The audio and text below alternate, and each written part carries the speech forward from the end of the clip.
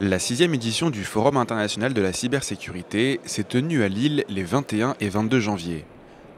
Organisé conjointement par la Gendarmerie nationale, le CEIS et la région Nord-Pas-de-Calais, le forum avait pour thème Identité numérique et confiance.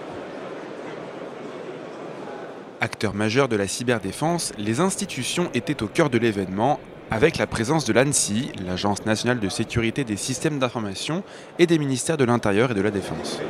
Alors, le forum a été créé en 2007 parce que je voulais décloisonner le public et le privé, le civil et le militaire, faire en sorte que l'État, les collectivités territoriales, les entreprises, la police, la gendarmerie, les armées se parlent pour échanger sur les risques et les menaces du cyberespace.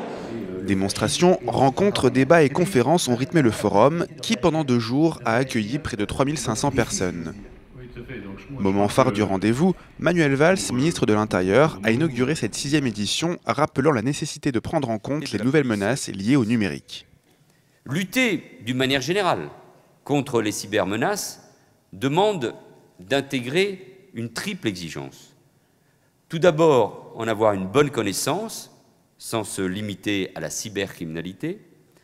Ensuite, adapter les réponses opérationnelles en portant notamment une attention particulière à la politique de prévention.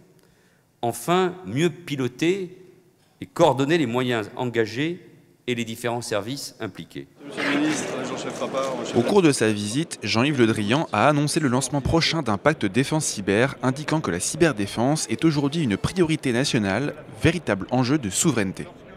À ce titre, en plus de la confirmation d'une augmentation significative des moyens tant humains que financiers alloués à la cyberdéfense, il a notamment annoncé le renforcement du CALID, le développement d'une réserve opérationnelle de cyberdéfense en complément de la réserve citoyenne lancée en 2012, ainsi qu'un pôle d'excellence numérique installé au plus près des structures déjà existantes en Bretagne. Se présente désormais le risque d'atteinte grave aux intérêts stratégiques de l'État, à notre autonomie d'appréciation, à notre autonomie de décision, à notre autonomie d'action.